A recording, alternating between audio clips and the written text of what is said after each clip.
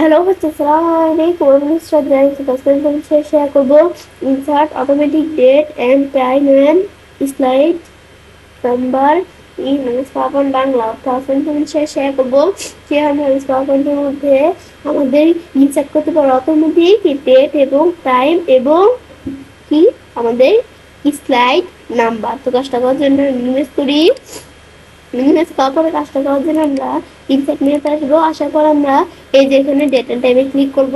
Click করলে কিন্তু অপশনটা চলে আসলো। এখন ডেট এন্ড টাইমে আমি যদি টিক করে দিই, টিক করে দিলে কিন্তু অপশন মেনু হয়ে গেল। এখন বলছে আপডেট অটোমেটিকলি। এটা কি বলেছে?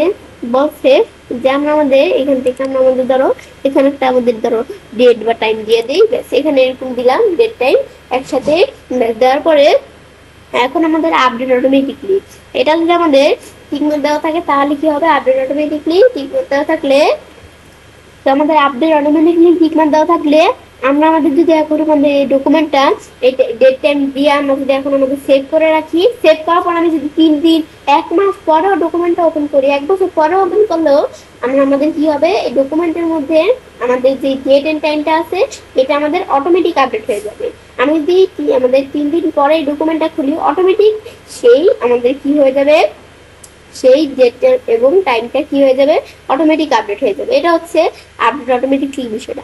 এখন আমি যদি ফিক্সড দেই, আবার ফিক্সড দিলে কি কাজ করবে, আমাদের এই ডেট এন্ড টাইমটা আমাদের এদিকে দেওয়া আছে, এটাই আমাদের এই স্লাইডের বা ডকুমেন্টের মধ্যে থেকে যাবে, এটাই আমাদের থাকবে, মানে কোনো চেঞ্জ হবে না। এটা হচ্ছে এই বিষয়টা।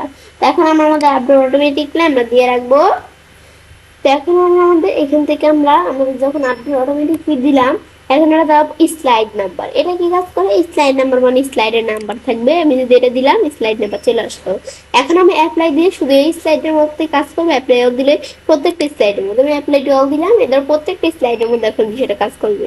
এই ধর আমরা আমাদের এটা হচ্ছে আমাদের কি, এখান থেকে আমরা আমাদের ডেট এন্ড টাইম, আর এটা হচ্ছে আমাদের পেজের নাম্বারটা। আমি যদি আমাদের এখন পরের পেজে যাই, এই ডেট এন্ড টাইমটা এই যে পেজের নাম্বারটা চলে আসছে। সেম আমরা এই পরের পেজে যাই, এদের ডেট এন্ড টাইমটা আর এদের এখান থেকে আমরা আমাদের পেজের নাম্বারটা চলে আসছে।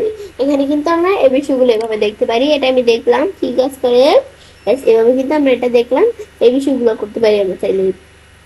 ব্যাস দেখার পরে এখন আমাদের এখান থেকে আমরা যে বিষয়টা ডেট এন্ড টাইম থেকে করলাম, আমি যদি স্লাইড নাম্বারে ক্লিক করি সেম এখান থেকে করতে পারি।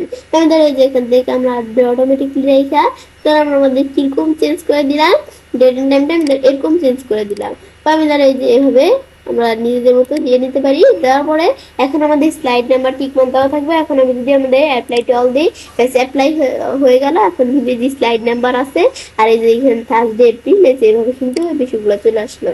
তো এভাবে আমরা চাইলে কাজটা করতে পারি।